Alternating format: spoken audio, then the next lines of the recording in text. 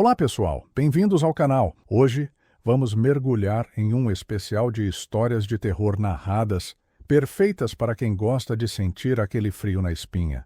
São 4 contos sombrios, todos ambientados na misteriosa atmosfera da Quaresma, um tempo de silêncio, penitência e às vezes de coisas que não deveriam ser despertadas.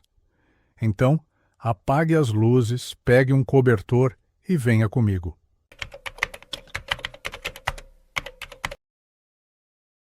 Era uma casa antiga, perdida no interior, cercada por campos secos e um silêncio que parecia engolir qualquer som. João, um homem simples e devoto, decidiu que aquela quaresma seria diferente. Ele faria um jejum rigoroso, 40 dias sem comida, apenas água, isolado do mundo. Queria provar sua fé, limpar a alma. A casa, que pertenceu à sua avó, era o lugar perfeito. Ninguém para incomodá-lo, ninguém para julgá-lo. Só ele, seus pensamentos e as paredes velhas que rangiam com o vento. Os primeiros dias foram difíceis, mas suportáveis. A fome apertava, o estômago roncava, mas João segurava firme. Na primeira semana, ele começou a ouvir algo, um sussurro baixo, quase como o farfalhar das folhas secas do lado de fora. Vinha das paredes, ele tinha certeza. É a fome, pensou, esfregando os olhos cansados. Minha cabeça está brincando comigo. Mas os sussurros não paravam. À noite, quando o silêncio era mais pesado, pareciam mais altos, mais próximos. Na segunda semana, os sons ganharam forma. Não eram mais só ruídos sem sentido, eram palavras.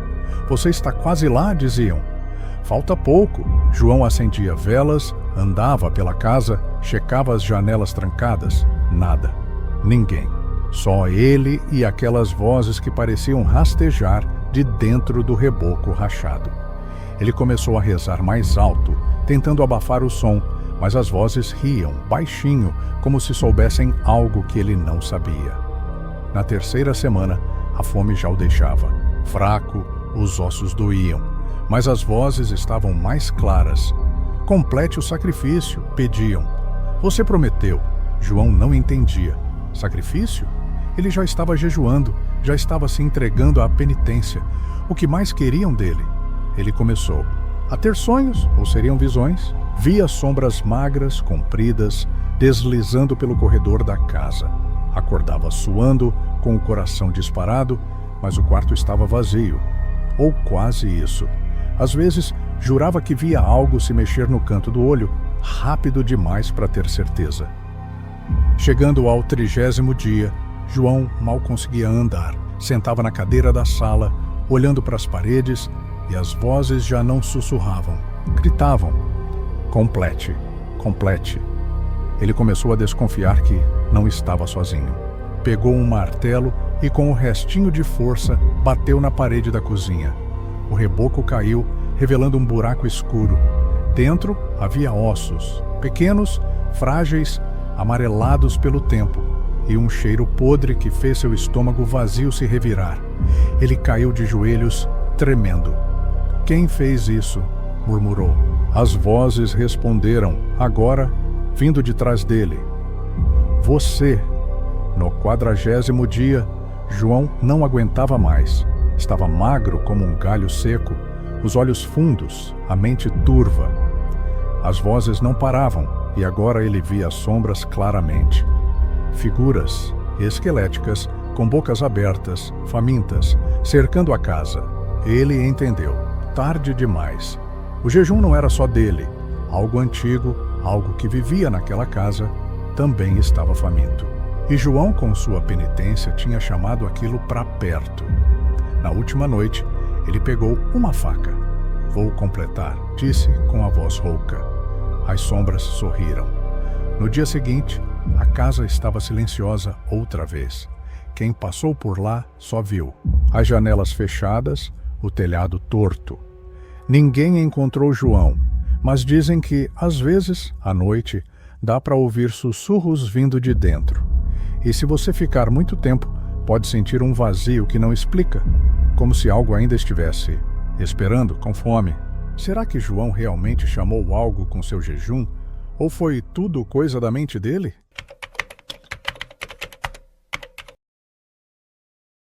No vilarejo de São Tomé, encravado entre montanhas e florestas escuras, a quaresma sempre foi levada a sério. As ruas ficavam quietas, as janelas fechadas e todo mundo seguia as tradições sem questionar. A mais antiga delas era o sino da igreja. Toda meia-noite, durante os 40 dias, ele tocava. Um som grave, que ecoava pelas colinas como um aviso. Diziam que era para afastar os maus espíritos, para manter o vilarejo seguro, e em décadas o sino nunca falhou.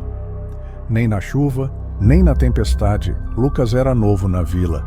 Tinha se mudado para lá com os pais fazia pouco tempo. Ele não entendia aquelas regras todas da quaresma, achava tudo meio exagerado, mas o sino o intrigava. Quem toca isso toda noite? Perguntou um dia, enquanto ajudava na padaria. O padeiro, um velho de barba grisalha, só respondeu: é o sacristão, sempre foi. Lucas franziu a testa. Ele já tinha visto o sacristão da igreja, um homem magro, quieto, que mal falava. Como ele subia o campanário toda a noite sem falhar? Naquela mesma semana, uma tempestade forte caiu sobre São Tomé.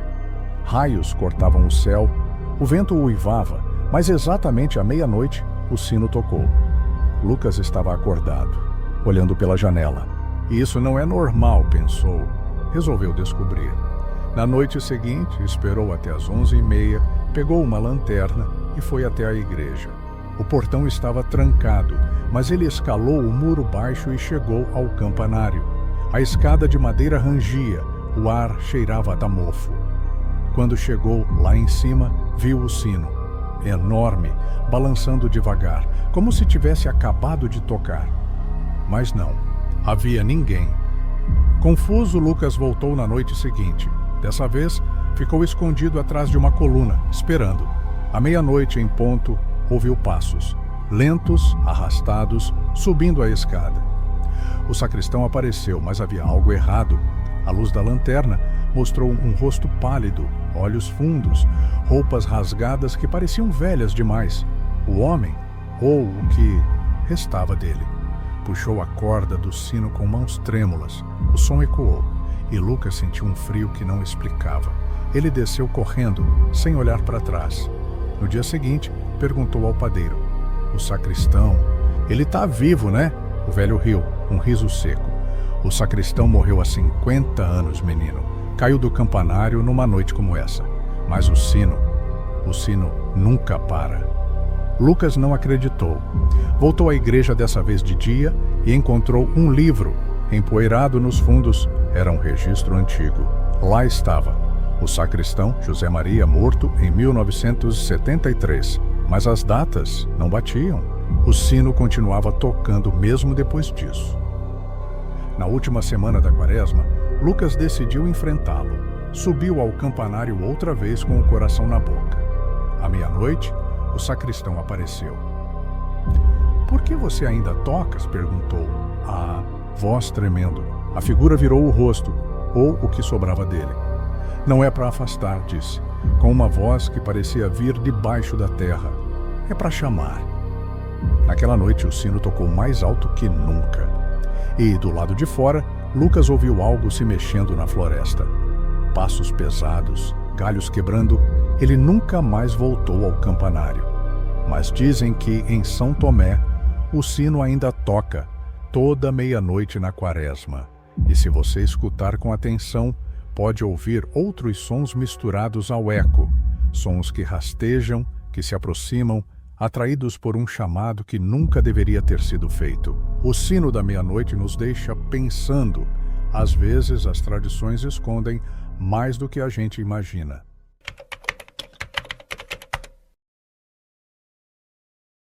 Clara morava numa vila pequena, daquelas onde todo mundo se conhece e a vida segue devagar.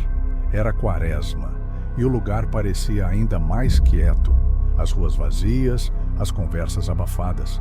Ela gostava disso, do silêncio, da calma. Mas, numa noite, Enquanto lavava os pratos, olhou pela janela da cozinha e viu algo estranho.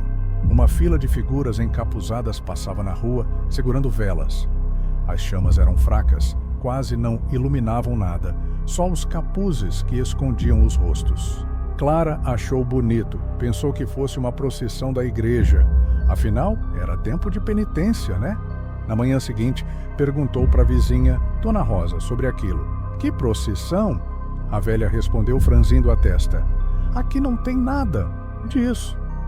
Clara ficou confusa, mas deixou para lá. Talvez tivesse imaginado. Só que na noite seguinte, lá estavam elas de novo. As figuras caminhavam devagar, em silêncio, as velas tremendo nas mãos. Dessa vez, Clara abriu a janela para ouvir. Melhor, nada. Nenhum passo, nenhum sussurro. Só o vento frio que entrou e fez ela arrepiar. Na terceira noite, ela esperou. Pegou o celular para filmar, queria provar que não estava louca. Às 2 da manhã, elas apareceram. Mas o vídeo não mostrava nada. Só a rua escura, as luzes dos postes. No entanto, Clara as via, claras como o dia. E agora estavam mais perto. Não na rua, mas no quintal, quase na cerca. As velas não iluminavam o chão, nem os capuzes, nem nada.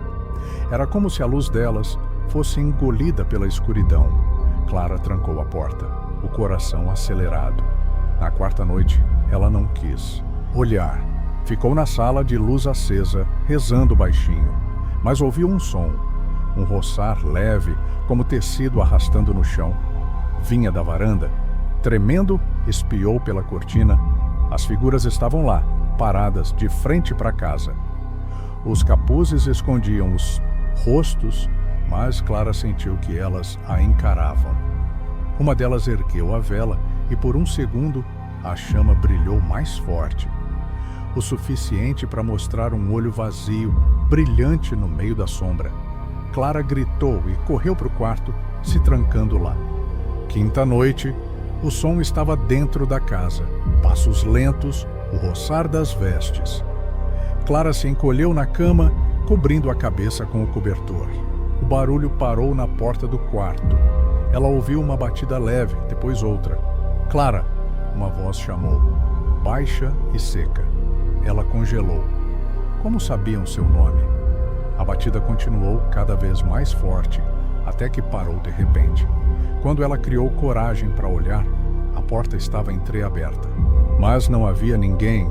Na última semana da quaresma, Clara não dormia mais. As figuras apareciam toda noite, sempre mais perto. Na penúltima noite, estavam no corredor paradas, as velas tremendo. Ela sentiu um puxão, como se algo a chamasse para se levantar, para ir com elas. Na última noite, Clara não aguentou. Abriu a porta da frente e ficou ali, esperando. A procissão passou, lenta, silenciosa. Uma das figuras virou o rosto, ou a falta dele, e estendeu a mão. Clara deu um passo. No dia seguinte, a casa de Clara estava vazia. A vizinha, Dona Rosa, estranhou o silêncio e foi até lá. Encontrou tudo no lugar, menos Clara. Na janela da cozinha havia uma vela apagada, com uma chama que nunca tinha sido acesa. Dizem que, às vezes, na vila, uma figura a mais aparece nas sombras, carregando uma vela que não ilumina nada, como se tivesse se juntado ao silêncio para sempre. A procissão silenciosa deixa a gente com aquela sensação de vazio. Será que Clara foi levada ou escolheu ir? Fica um mistério.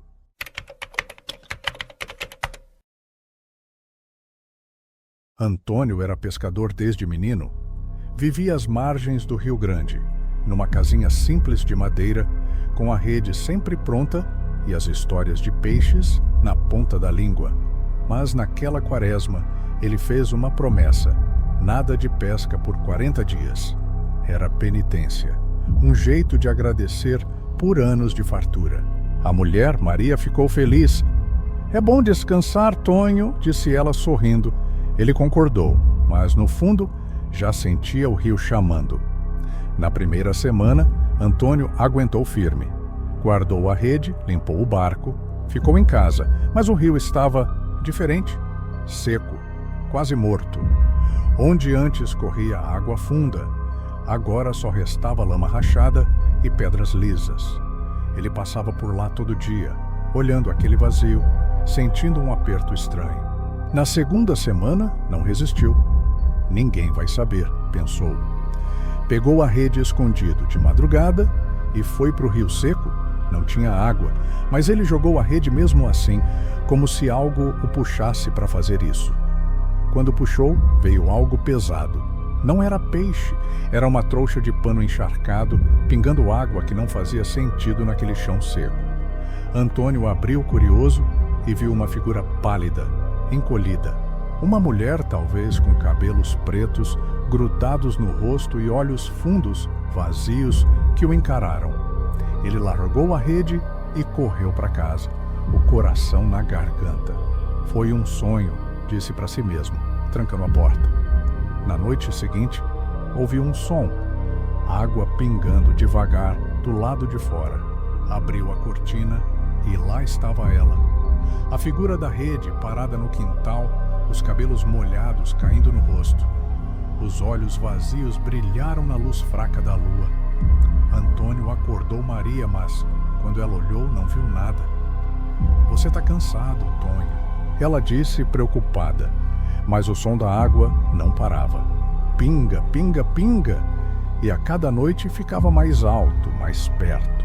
Na terceira semana, a figura apareceu na varanda.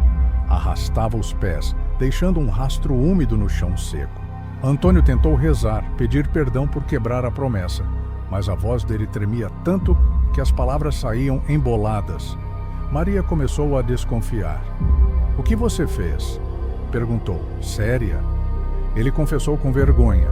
Ela ficou quieta, mas o medo nos olhos dela dizia tudo. Naquela noite, a figura bateu na porta. Um som molhado, como se as mãos fossem feitas de água. Na última semana da quaresma, Antônio não dormia mais. A figura estava dentro da casa. Ele a via no corredor, na sala, sempre mais perto. O som da água era ensurdecedor agora, um rio inteiro rugindo nos ouvidos dele. Maria foi embora assustada, deixando ele sozinho com aquilo.